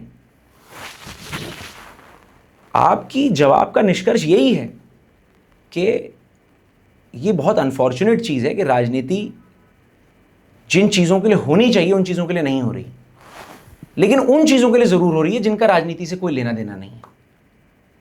आपके दामा उन्होंने जो राजनीति की उसमें हमने देखा कि उन्होंने बहुत सारे खासकर ठाकुर, गुर्जर और दलित नेता सदन में भेजे।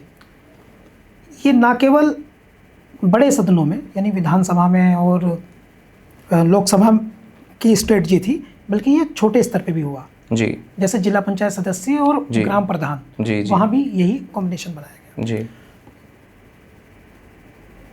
उनसे सवाल भी उठते थे, आपके सामने जरूर आए होंगे कि आपने इतनी बड़ी संख्या में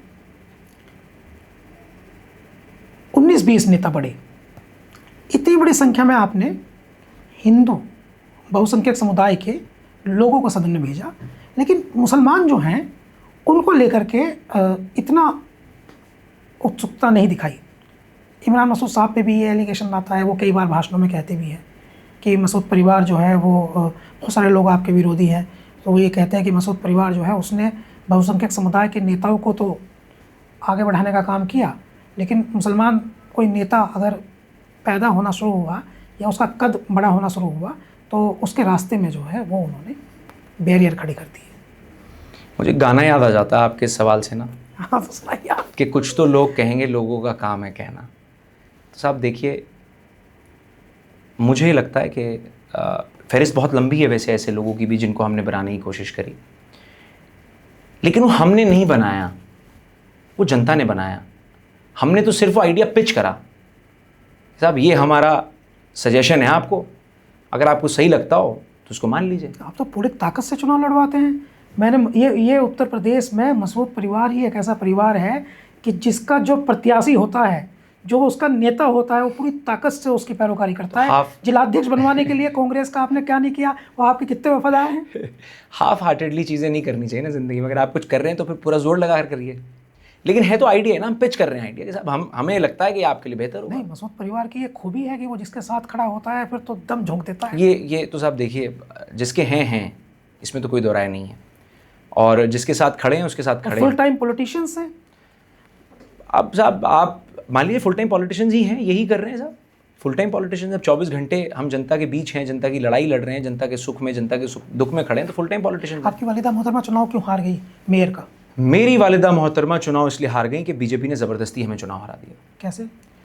देखिए, मैं एक स्ट्रैटेजी समझा बीजेपी की कि बीजेपी, आप मुझे बताइएगा, और इसका आप क्योंकि आप पढ़ते हैं और आप एनालिसिस बहुत अच्छा करते हैं, पिछले 20 साल का आप रिकॉर्ड उठाकर देखिएगा, कितनी ऐसी सरकारें रहीं जिसमें मेयर, नगर पालिका, नगर पंचायतें स्वीप कर गई हो सरकार। मतलब अगर यूपी में 18 मेयर बन रहे हैं तो 18 के 18 उसी सरकार के बन गए जिसकी सरकार चल रही है, स्वीप कर गए। जिला पंचायत अध्यक्ष का चुनाव बचाने के लिए 50,000 आदमी सड़कों पे उतर रहे हैं, स्वीप कर गए। मतलब आप ये देखिए कि कोई लॉजिक ही नहीं है उसके पीछे। मैं आपको उस चुनाव का ग्रास रूट रियलिटी बताता हूँ। हाँ प्लीज़।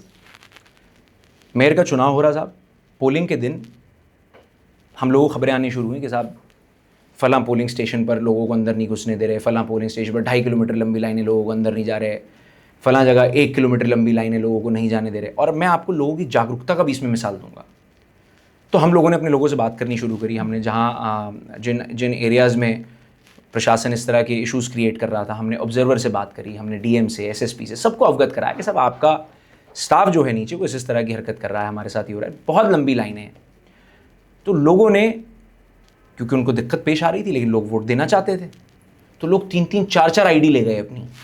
जिसके पास पासपोर्ट था वो पासपोर्ट भी ले गया अपना कि साहब चाहे इस पे वोट डलवा दो, वोट डलवा दो। देर रात तक लाइन लगी रही, देर रात तक, मतलब 6 बजे पोलिंग बंद होती है। 1 किलोमीटर की लाइन लग गई। इस्लामिया हमारे यहाँ एक पोलिंग वो है जोन, कई बूथ लगते हैं उस पर।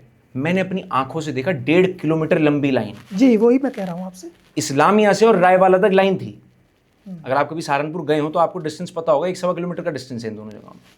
घुसने नहीं दे रही police. Sorry to interrupt you, मेरी ससुराल है सहारनपुर। तो फिर तो आप बिल्कुल गए हैं, फिर तो आपको इस्लामिया से और रायवाले तक का बिल्कुल पता होगा। आपकी भी ससुराल है सहारनपुर? मेरी भी है, मैं तो रहने वाला भी वहीं का हूँ, मेरी कर्म भूमि भी वही है।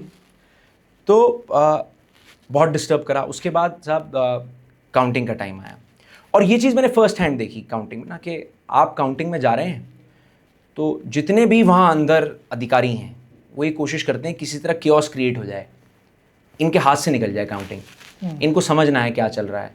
पहले राउंड के बाद फटाफट दूसरा करा दिया, तीसरा करा दिया, चौथा करा दिया। जबकि रूल ये है कि जब तक पहला राउंड नहीं खत्म होगा आप दूसरा राउंड शुरू नहीं करा सकते। जब तक आपके पास सर्टिफाइड कॉपी नहीं आ जाएगी आप दूसरे राउंड पर नहीं बढ़ सकते। लेकिन क्योंकि उन्हें कियोस क्रिएट करनी होती है, मेयर के चुनाव में यहाँ तक कि ये कर दिया कि अगर किसी के ऊपर 323, 324 का भी मुकदमा है तो वो एजेंट नहीं बन सकता। अब मुझे आप एक बताइए, कौन सा ऐसा राजनीतिक वर्कर होगा जिसके ऊपर मुकदमे ना हो? सबके ऊपर मुकदमे हैं, चाहे छोटे से छोटे क्यों ना हो। तो उस चुनाव में जितना बेईमाना हुआ हमारे साथ, मतलब हम तो तसव्वुर भी नहीं कर सकते, हमारी इमेजिनेशन के बिल्कुल दूर था कि इतने भी इस लेवल पर भी बेईमाना हो सकता है। कितने बहुत नजदीक करता था सर? 4100 वोटों से। 4100 वोटों से बहुत क्लोज मार्जिन से हम चुनाव हारे, जबकि हम चुनाव जीतते 100% हो। अगर फेयर चुनाव हो जाता बड़े अंतर से जीत जाते। हाँ, कम से कम हम 10-15 हज़ार से वो चुनाव जीतते। 100% जीतते हैं वो चुनाव। एक किसी ने फेसबुक पे लिखा है, हाल ही का, मुझे खुद भी अच्छा नहीं लगा लेकिन आपको बताना ज़रूरी है। कुछ लोग हैं सहारनपुर में कि इमरान मसूद साहब के 50 दुश्मन थे, 52 हो गए, क्या फ़र्क पड़ता है? मूर्ख लोग हैं, उनको क्या पता कि। देखिए हमारी साहब इमरान मसूद साहब से कोई ज़ाती लड़ाई तो है नहीं। कैसे जाती लड़ाई हो सकती है? हमारी उनसे विचारधारा की लड़ाई है। और दुश्मन एक बहुत is a very exaggerated word. ये छोटी सोच के लोग हैं। हम अपनी बात कर रहे हैं कि हम क्या कर सकते हैं, हमारी क्या सोच है, हमारा क्या विजन है, हम कहाँ जाते हुए देख रहे हैं, क्या मुस्तकबिल हम देख रहे हैं। लेकिन हम इमरान मसूद साहब के बैनर को छोड़ के इसलिए अलग हो रहे हैं कि हम उनकी सोच से इत्तेफाक नहीं रखते। और फिर इंडिपेंडेंट आदमी होता है वो। एक खेल का मैदान है, आप खिलाड़ी रहे हैं, एक खेल का मैदान है, आपको भी जौहर दिखाने का मौका मिलना चाहिए। बिल्कुल मिलना चाहिए। और वे मूर्ख लोग हैं जो इसे दुश्मनी का नाम दे रहे हैं। बिल्कुल। आखिर प्यार तो वो भी करते हैं ना आपसे, प्यार ना करते होते तो कैसे बेटी देते?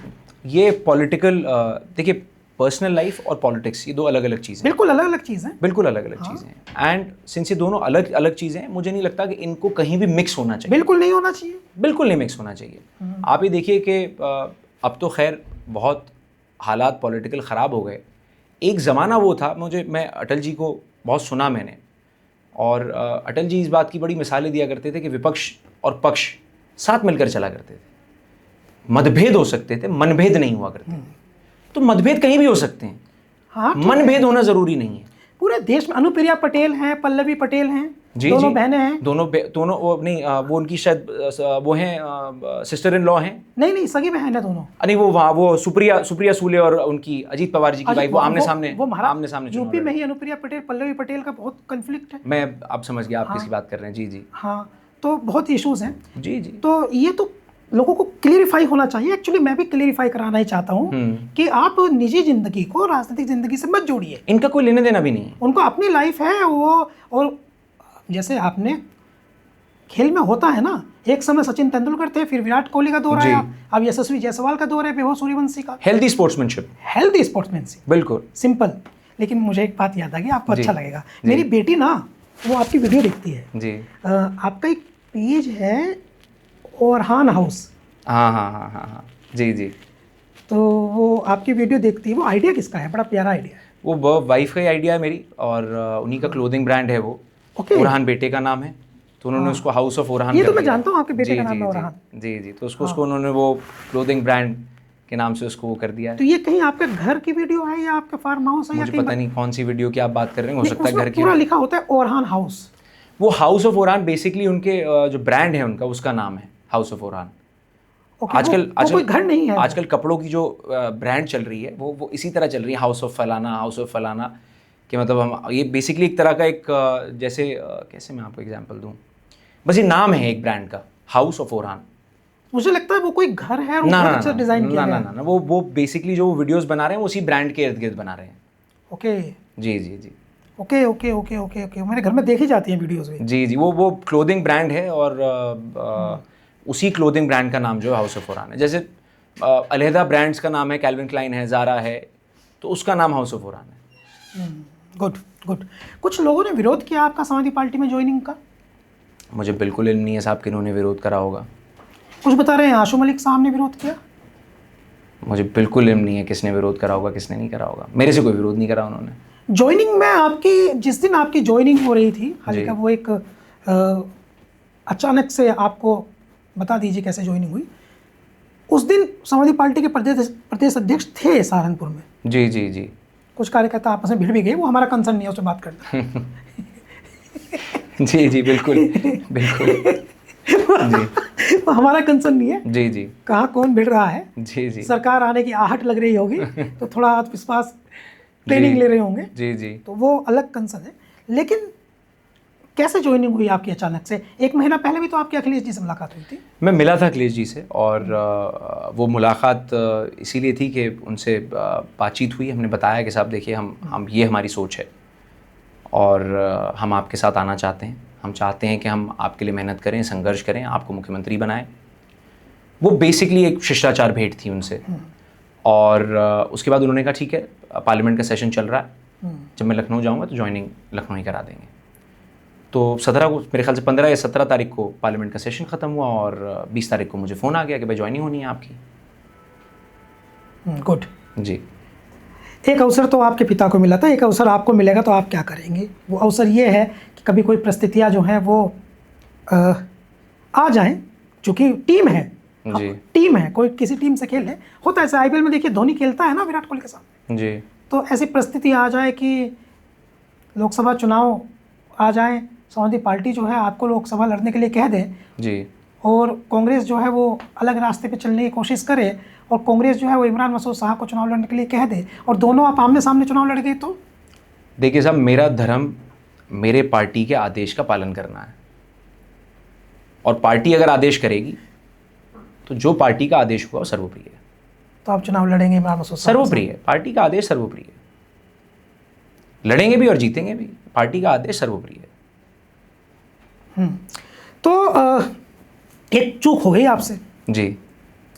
सीजीपी प्रोटेस्ट में आप आए थे? मैं आया था। वेरी गुड, फिर चूक नहीं हुई। शब्द मैं वापस। बिल्कुल गया था। शब्द वापस। और सहारनपुर से सिर्फ मैं ही गया था। जी। शब्द वापस। जी। आप मंच पे गए थे? मैं मंच पे था साहब, बिल्कुल था। स्पीच हुई थी आपकी? मैं साहब स्पीच नहीं कर पाया, लेकिन मेरी वहाँ गुफ्तगू हुई सबसे। वहाँ अजीत दिपके थे, हाँ, अलहदा उनके, और सौरभ जोशी और नेहा बोरा, ये सब लोग थे। मैं इनसे मिला, बहुत लंबी इनसे बातचीत हुई। हाँ। बहुत अच्छा लगा मिलकर सबसे। नौजवान नेता जितने देश में हैं जी, इस बार उत्तर प्रदेश से लोकसभा में काफ़ी अच्छे अच्छे नौजवान आ गए। जी जी, अक्षय यादव आ गए, आदित्य यादव आ गए, इकरा हसन आ गई, पुष्पेंद्र सरोज आ गए, प्रिया सरोज आ गई। जी जी, कई नौजवान लोग आ गए और नौजवानों का दौर है जी, माहौल बन रहा है जी, नौजवानों का माहौल बन रहा है। सीजीपी प्रोटेस्ट ने ये बताया। बिल्कुल। आपने क्या देखा सीजीपी प्रोटेस्ट में? सर से सर वहाँ बज रहा था, तो ऑब्वियसली मैंने भी राजनीतिक कार्यक्रम देखे हैं। राजनीतिक कार्यक्रम में सर से सर बजता है। अगर आप अपने किसी साथी को कह दो भाई ये मत करो, तो उसको रोकना, उसको समझाना भारी पड़ जाता है। लेकिन मैं वहाँ गया और उनका सिस्टम मुझे देखकर मैं इतना इम्प्रेस हुआ कि आप हज़ारों की भीड़। तो स्टेज के चारों तरफ उन्होंने बैरिकेडिंग लगाई हुई थी और उस बैरिकेडिंग को जो क्रॉस करके जा पा रहा था वो वही जा पा रहा था जिसको वो बुला रहे थे क्रॉस कर कर। कोई लड़ाई नहीं हो रही थी वहाँ, कोई झगड़ा नहीं हो रहा था वहाँ। जिसको उन्होंने बुलाया वो बड़े सुकून से बैरिकेड के ऊपर चढ़ा और चढ़कर और स्टेज पर चला गया। स्टेज के चारों तरफ भी कोई धक्का मुक्की नहीं, कोई लड़ाई नहीं, कोई ऐसे नहीं कोशिश कर रहा था कि उधर से कूद कर आ जाए या इधर से कूद कर आ जाए। मतलब बहुत डेडिकेटेड तरीके से वहाँ लोगों ने एक ऑर्गेनाइज सिस्टम चला रखा था। मैं मंच के पास गया तो मंच पर सीढ़ियों पे वहाँ मेरे ख्याल से 17-18 साल की मेरी बहनें होंगी, 20 साल होगी उनकी उम्र ज़्यादा से ज़्यादा। ठीक है। मैंने उनको जाकर अपनी स्लिप दी नाम की, तो उन्होंने कहा sir you have to wait. मैंने कहा बिल्कुल मैं वेट करूँगा, आपको इशू नहीं है इसमें। मैं वहीं खड़ा हो गया, 10-15 मिनट मैंने वेट करा होगा। तो जब तो उन्होंने बुलाया मुझे ऊपर, तो अब मैं जो बड़ी इम्प्रेस करी ये चीज़ मुझे, क्योंकि पब्लिक डीलिंग में आदमी चिड़चिड़ा हो जाता है। उन्होंने मेरे से कहा thank you so much for your patience. मैंने कहा बताइए कितनी मोहब्बत की, पढ़े लिखे बच्चे थे ना, दे वर ऑल एजुकेटेड चिल्ड्रन। मैं गया वहाँ पर, मैं अजीत दिपके के साथ बैठा, उनसे मेरी 15-20 मिनट बात हुई, और इतना बड़ा उन्होंने एक आंदोलन खड़ा करा। मैं मानता हूँ कि ये आंदोलन किसान आंदोलन से भी बड़ा था। अलहदा मैंने अपने होश में जितने आंदोलन देखे, मैं भी मानता हूँ, मैं 40+ हूँ, मैं भी मानता हूँ कि मैं 25 साल से पत्रकारिता कर रहा हूँ, मैं यंगेस्ट जर्नलिस्ट इंडिया में हूँ, 15 साल का मैं आया था। मैं भी मानता हूँ कि मैंने ऐसा आंदोलन नहीं देखा। मतलब इतनी उनकी मेरे साथ बैठे, उन्होंने मुझे बताया कि साहब हम ये करना चाहते हैं। 15-20 मिनट मेरे से बहुत सुकून से बात करी। मैं कुछ नहीं हुआ, मैं नोबडी। और अलहदा जो और लोग भी थे स्टेज पे, उन्होंने बड़ा सुकून से पूरी बातें बताई कहीं। और अच्छा, मैं बोल इसलिए नहीं पाया था क्योंकि जब मैं वहाँ पहुँचा तो जो वो नेहा बोरा जो हैं वो तकरीर कर रही थी। जितनी देर मैं वहाँ बैठा वो बोली हैं 30-40-50 मिनट, जब तक मैं वहाँ बैठा रहा। सुना आपने नेहा बोरा? मैंने सुना उनको। कमाल की लड़की है। अरे सुनना साहब, क्या कांटे की तकरीर करी, जो बातें कहनी थी, क्या पिरोती है चीज़ों को। अरे साहब बिल्कुल, मतलब इम्प्रेसिव। आप ही देखिए, ओरेटर होना एक बात है, लेकिन एक एक्सेप्शनल ओरेटर होना एक अलग बात है। तो इम्प्रेसिव थी वो चीज़ें बहुत। और दूसरी चीज़ जो मुझे बहुत अच्छी लगी, मैं अशोका रोड वाली साइड से गया था, पीछे की तरफ से, तो कोई पानी की पेटी लाया हुआ है, कोई केले की पेटी लाया हुआ है, कोई घर से दाल चावल बना के लाया। मैंने पूछा, एक लेडी थी वहाँ पर, उन्होंने ऐसे 2 बड़े बड़े डोंगे अपने सामने रख रखे थे, एक में दाल थी, एक में चावल थी। तो मैंने उनसे पूछा, मैंने कहा आंटी आप ये लेकर आए हुए हो, ये आपने ख़रीदा है क्या? अगर नहीं बेटा, मैं रोज़ बना के लाती हूँ, जितना लाती हूँ खिला के चली जाती हूँ। एंड वो उनका योगदान था ना, मतलब आप ये देखिए कि उनको लगा कि मैं ये कंट्रीब्यूट कर सकती हूँ, मैं कंट्रीब्यूट कर रही हूँ। पानी, अच्छा हर कुछ मिनट बाद कैरेट आ रही हैं, किसी कैरेट में दूध है, किसी में कुछ है। मुझे वहाँ बताया लोगों ने कि बम्बई से लोग जोमेटो के ऑर्डर प्लेस कर रहे हैं, कलकत्ता से प्लेस कर रहे हैं, हैदराबाद से कर रहे हैं कि भाई लो मेरी तरफ से 10,000 रुपये का खाना, मेरी तरफ से 15,000 रुपये का खाना। समाजवादी पार्टी के एक नेता ने अपने बेटे से कहा बेटा तुम मत जाना, लेकिन उनकी पत्नी ने भेज दिया 250 बर्गर ऑर्डर कर दिए। हाँ, करा होगा बिल्कुल। और समाजवादी पार्टी ने तो जितना बढ़ चढ़कर उसमें हिस्सेदारी के लिए, मुझे नहीं लगता किसी और पार्टी ने। डिम्पल यादव तो छा गई, आपको पता है वो स्पोर्ट्स सूट पहन करके घर से आई थी, घर से स्पोर्ट्स सूट बिल्कुल तैयार थी वो। उनका एक मीम कह रहा हूँ, सॉरी, उनकी एक रील बहुत वायरल हुई बच्चे की, वो जिसमें वो लड़के के चोट लग गई थी और वो खड़ी है वहाँ पर, उस पर ऊपर लिखा हुआ था माँ होती है, माँ होती है। तो यकीनन आप ये देखिए कि डिम्पल जी ने वहाँ लोगों के जज्बात को महसूस करा। उन्होंने महसूस करा कि क्या तकलीफ, क्या पीड़ा इन लोगों पर गुजर रही है। जब आप स्टेज के राइट में वहाँ जाते थे तो जूतों की ऐसे कम से कम ऐसे कोई 700-800 जोड़ी जूते रखे हुए थे वहाँ पे। तो मैंने एक साहब से पूछा, मैंने कहा जी ये जूते यहाँ रखे हैं कि जब पुलिस ने लट बजाया तो जो लोग भाग गए, जिनके जूते पीछे रह गए, हमने यहाँ ला के इकट्ठे कर दिए हैं ताकि हमें याद रहे कि ये लट बजा था हम लोगों पर। हाँ। और वहीं फिर उन लोगों को भी बैठा रखा था जिनके पट्टियाँ बंधी हुई थी, जिनके लट लगा था। मतलब वो सेलिब्रेट कर रहे हैं डंडे को। हाँ साहब, सेलिब्रेट कर, हम इतिहास के साक्षी हो गए, हमारे एक लाठी लगी है। उनका हौसला आप तोड़ ही नहीं सकते थे, आगे बुलंद हौसले के लोग। सरकार ने मानी नहीं बात, ना पैसा दिया नीट के परिवार, ना मुकदमे वापस लिए, ना मुकदमे वापस लिए, इस्तीफा हो गया धर्मेंद्र प्रधान का, मगर ऐसा लग रहा है कि अभी मंत्रिमंडल का विस्तार होगा तो ये दोबारा बन जाएंगे, वापसी करा। कहीं उन्होंने किसी उसमें समिट में कह भी दिया कि देखिए मैं तो अपने निजी उससे इस्तीफा दिया, इसका लोगों को गलतफहमी हो गई थी कि मैं वो हूँ। देखिए मैंने ये बात, मैं इस बात को बड़े उससे मानता हूँ कि जब आप किसी चीज़ के ज़िम्मेदार हैं और उस जिम्मेदारी का इफ़ेक्ट मासेस पर पड़ रहा है। मेरा भाई भी नीट की तैयारी कर रहा था। ओके, आयान। और 1 साल की मेहनत, आप ही देखिए 10-12 घंटे की पढ़ाई और संघर्ष। 17-18 साल की उम्र में आप 12-12, 13-13 घंटे पढ़ रहे हैं और मतलब आप पेपर से 10 दिन पहले 18 साल के लड़के के चेहरे पे आपको दिख रहा है स्ट्रेस है, 3-4 किलो वज़न उसका गिर गया। वो पेपर देकर आया और 4 दिन बाद ये पता चला सारी मेहनत ज़ीरो हो गई। अब आप अपने आप को दोबारा उस मेंटल फ्रेम में ले जाने के लिए आपको कितनी मतलब आप पहले तो आप डिसअपॉइंटेड हो, जो झेल गया वो तो झेल गया, जो नहीं झेल पाया उन्होंने अपनी जानें ले ली। 22 लड़के लड़कियां सुसाइड कर लिया उन्होंने। और जब इतनी बड़ी कोई चीज हो रही है तो जो रिस्पॉन्सिबल है उसके लिए कोई तो सजा हो। जैसे आप ये देखिए कि ब्रेग्जिट हुआ, ब्रेग्जिट के बाद 4 या 5 प्राइम मिनिस्टर्स बदले यूके में, 4 बदले मेरे ख्याल से, 4 या 5। क्यों बदले? क्योंकि जो वो प्रॉमिस कर रहे थे वो डिलीवर नहीं कर पा रहे थे। उन्होंने कहा साहब हम नहीं कर पा रहे, हमसे बेहतर होगा कोई तो वो करे। यूके फिर भी डेवलप्ड कंट्री है, हमारे यहाँ तो बहुत साहब हमारे लोग 10,000 रुपये डाल देते हैं चुनाव से पहले महिलाओं के खाते में, महक जाते हैं।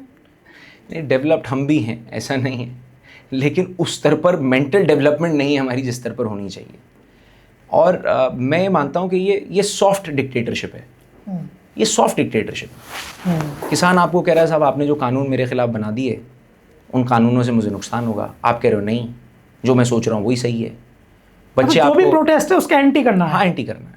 और अगर मैं आपकी आइडियोलॉजी पे नहीं चल रहा हूँ तो मैं देश विरोधी हूँ, मैं देश विरोधी हूँ। फिर अगर मैं वो नहीं कह रहा हूँ जो आप कह रहे हैं तो मैं गलत हूँ, मेरे से गलत कोई आदमी नहीं हो सकता इस धरती पे। फिर तो ये सॉफ्ट डिक्टेटरशिप है। लेकिन अभी तो माहौल बना दिया सीजेपी के नौजवानों ने, पूरे देश के नौजवान जो हैं वो इस समय वो अलग मूड में है। आना पड़ेगा साहब। देखिए इनकलाब, इतिहास में जब इनकलाब आया वो नौजवानों के कंधे पर आया। फ्रेंच रेवोल्यूशन अलहदा और जितनी रेवोल्यूशंस हुई, जितनी आज़ादी की लड़ाइयाँ लड़ी गई, जंगें लड़ी गई, वो नौजवानों के कंधों पर ही लड़ी गई। क्या पढ़ाई लिखाई की आपने? साहब मैंने 12th यहीं से करी दिल्ली से, ओके, और अंडर ग्रेजुएशन भी यहीं से करी दिल्ली से।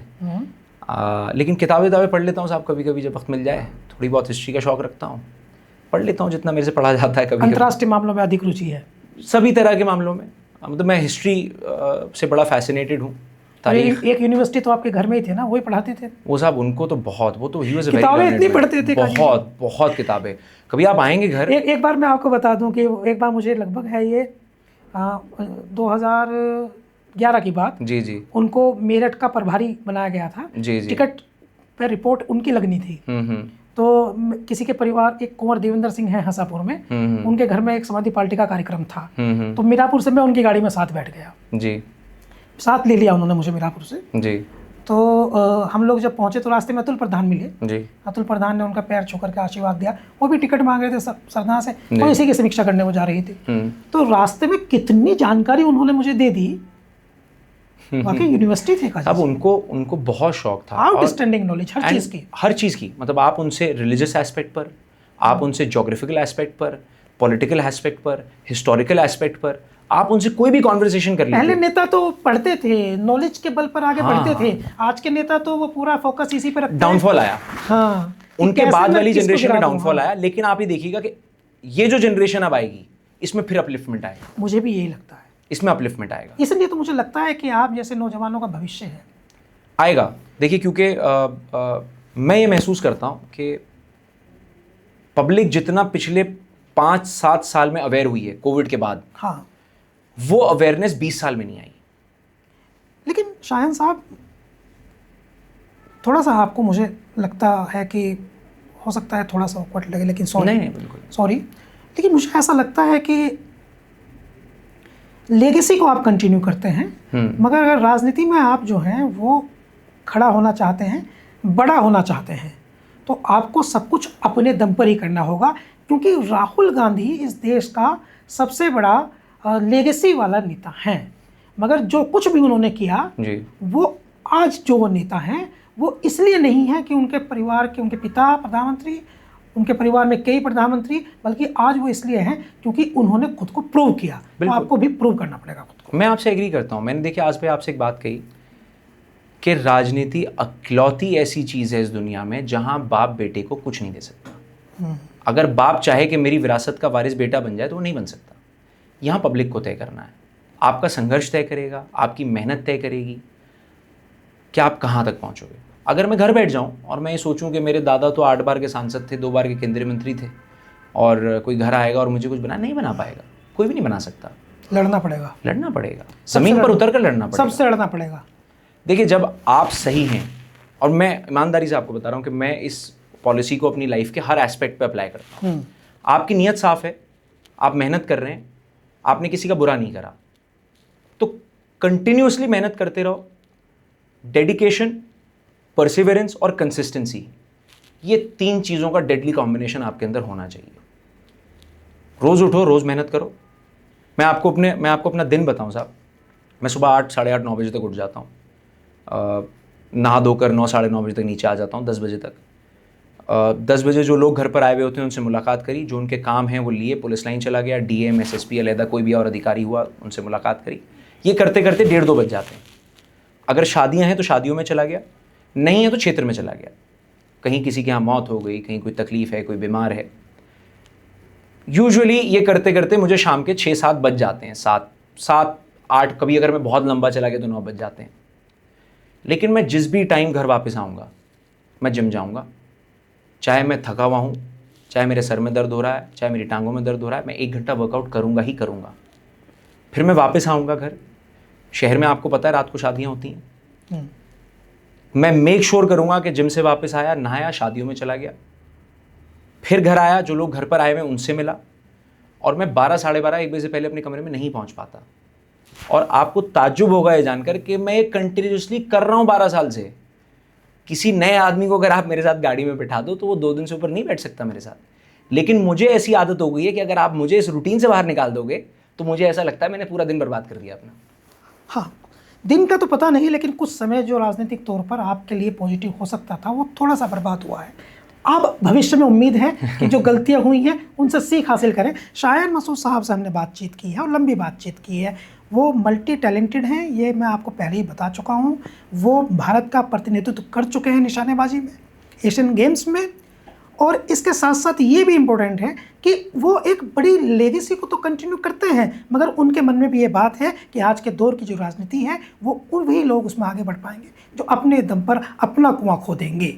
शाहिन मसूद साहब कहते हैं कि उनके ससुर सांसद इमरान मसूद साहब के साथ उनके जो भी इश्यूज़ हैं वो राजनीतिक हैं, वो पारिवारिक नहीं है।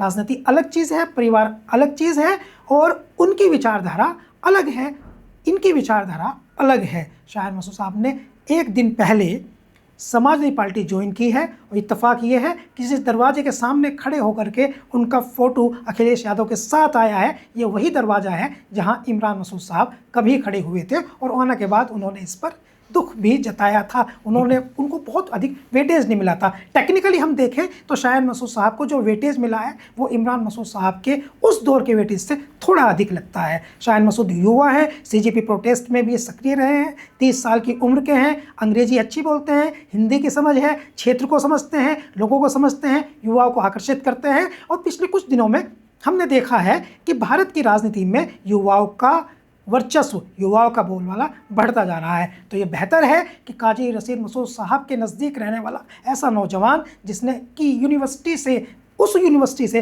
जिसने पढ़ाई की हो और अपने दामा से सारा कै सीखा हो, वो राजनीति में आगे बढ़े और सहारनपुर को कुछ डेवलपिंग चीज़ों की तरफ लेकर जाए, ना कि टांग खिंचाऊ राजनीति में डूब रहे सहारनपुर के लोगों को वहाँ से बचा के लेकर जाए। धन्यवाद।